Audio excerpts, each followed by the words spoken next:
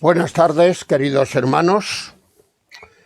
De nuevo estamos aquí para grabar la tercera parte de nuestro tema Reprochando al Señor, basado en algunos versículos del capítulo 11 del Evangelio de Juan. Esta mañana estábamos viendo 4 razones como mínimo por las que el Señor se detuvo algunos días y no acudió para evitar la muerte de Lázaro. 4 razones. Nos quedábamos en la tercera razón.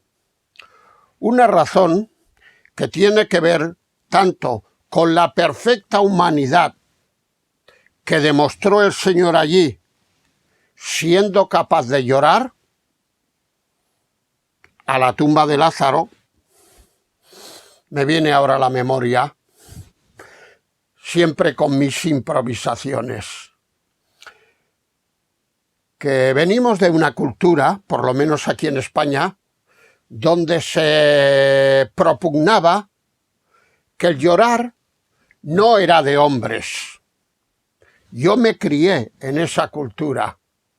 Y a veces nos teníamos que reprimir las lágrimas porque nos daba vergüenza, porque teníamos miedo a ser confundidos. Pero cuando vemos a la Biblia, el llanto viene a ser como un escape de las emociones necesario. Ahora los psicólogos modernos lo afirmarían esto. Vemos que Abraham lloró a Sara, su mujer. Vemos que José lloró a su amada Raquel.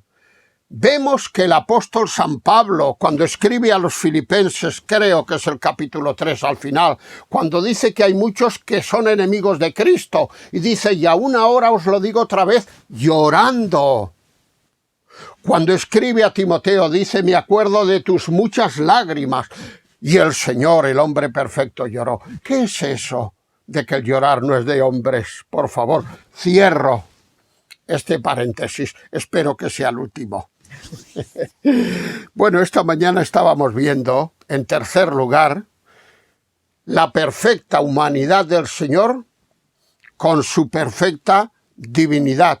Por un lugar llora, pero por otro lado con voz potente, como hizo allí en la barca, cuando los discípulos naufragaban, le dice a Lázaro, Lázaro, levántate, Lázaro, ven fuera. Y ahí se ve su poder, su perfecta humanidad, como era Dios. Alguien ha dicho de que Dios no puede morir, y en realidad así es. Pero, sin embargo, el que moría en la cruz era Dios. Y esto no es un juego de palabras, es una verdad categórica, es una verdad como un templo. Dios como Dios no puede morir. Sin embargo, aquel que moría en la cruz representándonos a nosotros era Dios en la segunda persona de la Santísima Trinidad. Hondo misterio, dirá el himno nuestro, hondo misterio el inmortal, hacerse hombre y sucumbir, en vano intenta el querubín sondear todo este misterio. Creo que es el 254 bis de nuestro himnario de literatura bíblica o algo así. Cierro estos paréntesis. Cuarta razón de las que estamos viendo, y última. Jamás los apóstoles, a no ser por este acontecimiento, jamás los apóstoles hubieran podido predicar en su ministerio público aquel evento de la resurrección de Lázaro, que no tenía parangón, que no tenía comparación con ninguna otra resurrección anterior. Siempre estoy diciendo que es el último paréntesis, pero es que ahora me viene a la memoria las resurrecciones del Antiguo Testamento. Eliseo resucitó, Elías creo que también resucitó, pero siempre se ponían en las manos de Dios, no tenían autoridad propia, siempre se echaban sobre el muerto y le imploraban a Dios que les escuchase. El Señor Jesús no tenía necesidad porque era el mismo Dios encarnado, hecho hombre. Pues bien, volviendo a nuestra cuarta razón, jamás los apóstoles hubieran podido predicar en su ministerio público aquel evento que no tenía comparación. Esto que vieron aquí no se había dado en la historia, ni hasta donde sabemos, y claro, lo que sabemos es por las Escrituras, no podemos atender a otros escritos o a otras cosas que nos pasa no sé quién, basado en no sé qué cosas. Lo único que tenemos fiable, como dice Pedro en su primera carta, o segunda, no recuerdo, es la palabra, mucho más fiable. Fuera de esto no queremos saber nada más. El apóstol San Juan, este sí que vivió, este vivió casi 100 años. Cuando escribe su primera carta, en la introducción, en el capítulo 1, hay unas expresiones aquí hermosísimas, que no me resisto a leerlas, porque como tenemos poco material, tenemos tiempo. Dice Juan aquí, refiriéndose al Señor Jesucristo, y se titula, con muy buen acierto por los traductores, la palabra de vida, refiriéndose al Señor Jesús. Dice Juan, o escribe Juan, lo que era desde el principio, Jesucristo, lo que hemos oído, lo que hemos visto con nuestros ojos, lo que hemos contemplado. Me voy a detener aquí porque, claro, no es lo mismo ver una cosa que contemplar una cosa. Nosotros podemos ir en el tren, en el AVE, o en estos que van a hacer ahora o que ya han hecho los japoneses, que van a 500 o 600 kilómetros por hora. Y cuando pasamos por una pradera, miramos, enseguida vemos los postes que van haciendo así, los árboles que van haciendo así, y no tenemos tiempo nada más que mirar como podemos.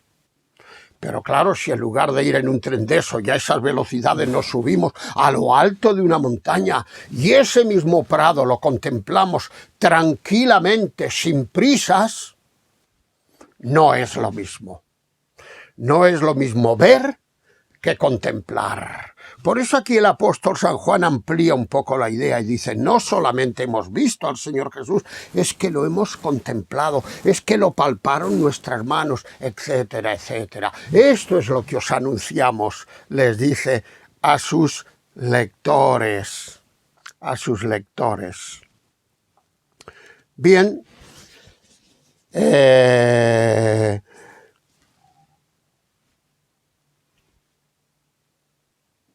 sí, ya pasamos a la aplicación. Sobre todo estoy pensando en los amigos que van a ver este vídeo, aunque bueno, va para todos. Queridos todos, hemos de saber que la resurrección de Lázaro, junto a otros milagros, fueron un testimonio incontestable más en la demanda de responsabilidades hacia los judíos incrédulos que estaban presentes allí. Ya hemos dicho que un buen número de ellos creyó viendo esta maravilla, pero había una gran mayoría que no solamente no creían, sino que estaban esperando ver en el Señor Jesús algún milagro, algunas palabras para denunciarlo y para llevarlo hasta la cruz, como así fue. Leemos a partir del versículo 46 de nuestro capítulo 11 de Juan, y esto ya tiene que ver con los judíos incrédulos, los que no creyeron. Dice aquí el evangelista Juan acerca de estos. Leo el 45 también. Entonces muchos de los judíos que habían venido para acompañar a María y vieron lo que hizo Jesús, creyeron en él. Versículo 46. Pero algunos de ellos fueron a los fariseos y les dijeron lo que Jesús había hecho. Entonces los principales sacerdotes y los fariseos reunieron el concilio y dijeron: ¿qué haremos? Porque este hombre hace muchas señales, y si le dejamos así, todos creerán en él y vendrán los romanos. No nos olvidemos que los judíos estaban bajo la dominación romana, y vendrán los romanos y destruirán nuestro lugar santo y nuestra nación, etcétera, etcétera, como así fue en el año 70. Como así fue. Desde luego eran malos, pero no eran tontos, eran previsores, pero adquirieron una gran responsabilidad.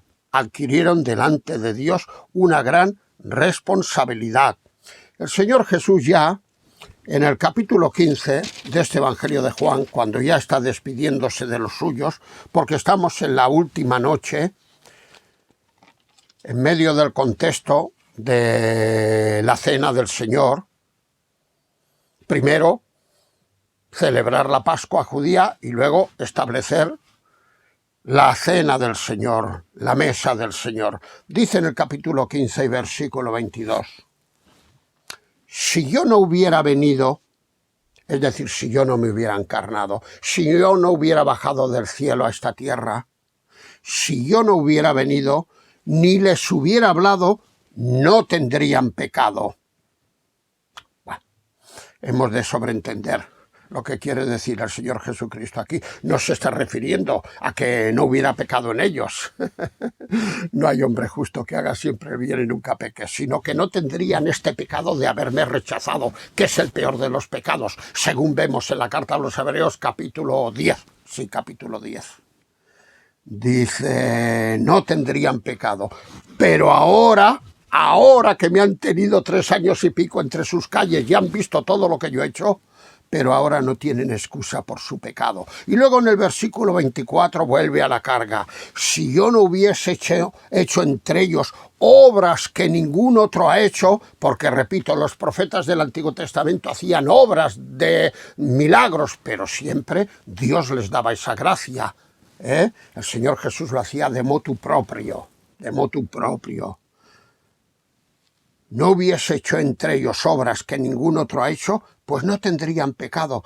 Pero ahora han visto, y después de ver y observarme, me han aborrecido a mí y a mi Padre también. Tal como diría en el capítulo 5 de Juan, que no se piensen muchos que a mí me pueden aborrecer y a mi Padre no. El que me aborrece a mí, aborrece a mi Padre, porque el Padre y yo somos una misma cosa. Qué bien diserta en ese capítulo 5 el Señor Jesucristo. Queridos amigos, el Evangelio trae paz, el Evangelio trae salvación, pero no nos olvidemos, el Evangelio también trae responsabilidad. Yo en los largos años que llevo de predicador y de creyentes, he escuchado a personas que decían, voy a dejar de venir a los cultos. ¿Y por qué? Porque yo antes vivía feliz y ahora desde que vengo a los cultos y escucho la palabra de Dios me pongo malo, me pongo enfermo y me paso las noches sin dormir. Por lo tanto, lo mejor es dejar de escuchar la palabra de Dios. Hombre, eso momentáneamente parece lo mejor, pero no es lo mejor, es lo peor. Y estas personas hablan así porque es que la palabra de Dios compromete, el Evangelio compromete. No es lo mismo aquella persona pobrecita que nunca se le ha hablado nada del Evangelio, que han vivido en medio del animismo de la selva amazónica, que uno que cada día tiene la Biblia, tiene los mensajes por la televisión, por los YouTubes, por los Facebook, por las iglesias. No es lo mismo. Hay un principio que nunca olvidaré, creo que es algo de lo que aprendí más rápidamente cuando me convertí. A mayor conocimiento, mayor responsabilidad, por supuesto. El Señor no le va a demandar lo mismo a los unos que a los otros. Otra espontaneidad más, no lo puedo remediar, cada uno es como es. Me viene ahora a la memoria cuando el Señor Jesús se dirige a Betsaida, a Capernaum, a Corazín, y les dice, ¡ay de ti, Betsaida! ¡Ay de ti, Capernaum! Porque si en Sodoma y en Gomorra se hubieran hecho los milagros que se han hecho en ti, seguro que hubieran permanecido hasta hoy, pero no les di ni la mitad de oportunidad. Por lo tanto, en el día del juicio será más tolerable el juicio para ellos que para ti. ¿Qué razón llevaba el Señor? Esas ciudades donde Él se había criado y había hecho milagros no tenían ningún tipo de excusa. No quiere decir que les vaya a dar una rosa a los de Sodoma, porque eran muy pecadores, pero claro, las oportunidades que les dio para salvarse eran menores. Y el Señor, con muy buen criterio, establece esa diferencia. Finalmente, porque tenemos que terminar, Lázaro, nuestro personaje en estas 3 secciones. Hemos de ser realistas.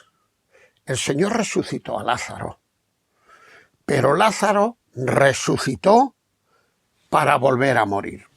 Sí. No sabemos el tiempo que duraría, pero después de unos años Lázaro moriría y nadie lo resucitó. El Señor no estaba allí para resucitarlo. Por lo tanto, Lázaro resucitó para volver a morir. Los creyentes, bueno, y él era también creyente, nos dice el apóstol San Pablo escribiendo a los Colosenses capítulo 3 y versículo 1, sí, pues habéis resucitado con Cristo, pues buscad las cosas de arriba, donde está Cristo en los cielos. Viene a decir Pablo, bueno, yo acepto y admito que el que no ha conocido al Señor solo mire las cosas del mundo. Pero aquellos que dicen haberse convertido al Señor, si pues habéis resucitado, si Él os ha levantado a una nueva vida de la muerte, hay que buscar las cosas de arriba, porque es donde está Cristo. ¿Verdad que sí? Y quedarnos como aquellos del capítulo 1 del libro de los Hechos, mirando al cielo que el Señor se despedía. Y los ángeles tuvieron que decir, este mismo Jesús que habéis visto irse, igualmente aparecerá. La muerte. Qué fea es la muerte. Queridos hermanos, no podemos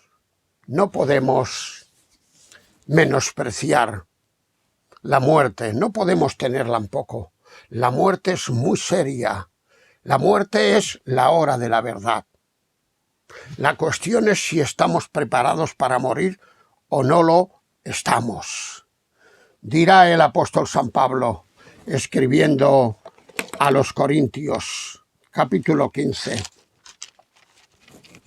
versículo 26.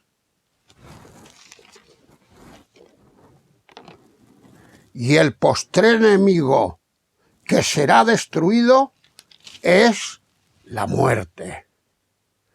Los creyentes tenemos la esperanza que la muerte va a llegar un día donde va a ser destruida. Y cuando vamos a Apocalipsis capítulo 20 y versículo 14 vemos ese cumplimiento. Allí nos dirá el apóstol Juan, que es el que escribe este libro, que la muerte y el Hades fueron echadas fuera para siempre, hombre. Ya no hay más muerte. Ya no hay más muerte. Tenemos que terminar. Las hermanas, muy tristes, y hablando pues como humanas que eran, tanto Marta como María, reprochan al Señor, Señor, si tú hubieras estado aquí, mi hermano no habría muerto. Sin embargo, aquellos que vieron cómo el Señor Jesucristo sanaba al sordomudo, tuvieron que declarar, el Señor todo lo ha hecho bien. Aunque ahora en medio de estos tiempos de la tercera pandemia ya nos cueste aceptar y entender esto, el Señor tiene una respuesta para darnos. Solo que el Señor tiene sus tiempos, y sus tiempos no son siempre los nuestros. Nosotros somos muy impacientes Como ya os dije en otro vídeo, yo soy una persona muy impaciente. Y muchas veces hago mío la expresión de aquel creyente impaciente que orando al Señor le dice: Señor, yo te pido que me des paciencia, pero ya. Hombre, si le estás pidiendo paciencia tendrás que esperar un tiempo, ¿no? Los creyentes somos muy impacientes, pero el Señor tiene su momento y sus tiempos. Que Dios nos bendiga mucho, y a la luz de estas meditaciones, que no son invención humana, que están escritas aquí en la palabra de Dios, levantemos nuestros corazones. Hasta la próxima y que Dios nos bendiga mucho. Adiós.